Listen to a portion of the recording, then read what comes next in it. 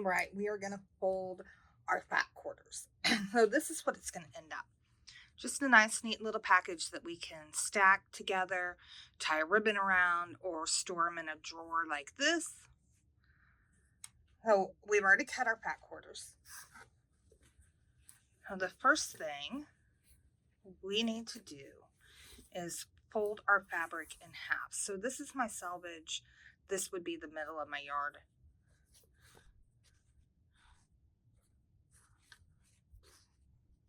Get all the little fuzzies off. Okay, and I'm going to press that fold so it's nice and flat.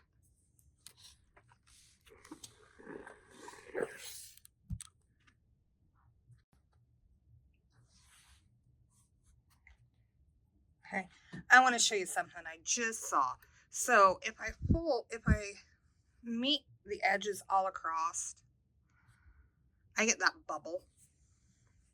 That bubble means I'm off grain. So I'm folding it flat. This was fabric, so I'm gonna have this weird. I didn't cut this fat quarter, so it's a little wonky, but that's okay. And then after I fold it, I'm gonna open it back up, and I'm gonna take one of the cut edges and bring it to that crease I just made, and then iron across that.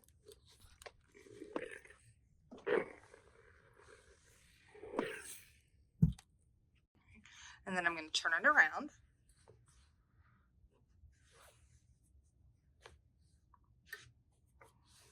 And do the same thing. And it doesn't have to be perfect. Just in the area.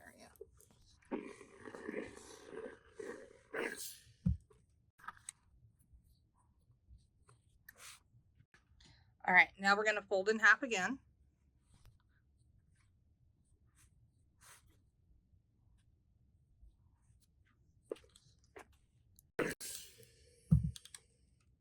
And yes, you will have to iron all these creases out when you go to use it.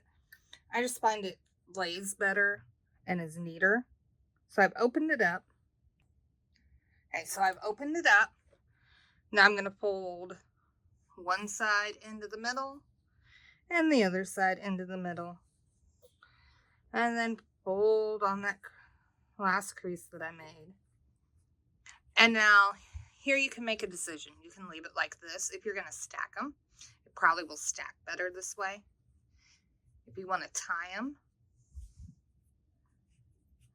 let's look at the fabric, not the camera. I'd go one more time. And then it'll set. You know, you can bundle them. You can set them in your drawers this way. That's how I store mine. And that's how we're folding our fat quarters. Don't forget to post your finished fat quarters into the Facebook group. I want to see your progress. Thanks, everyone. Good luck getting through all your fat quarters this week.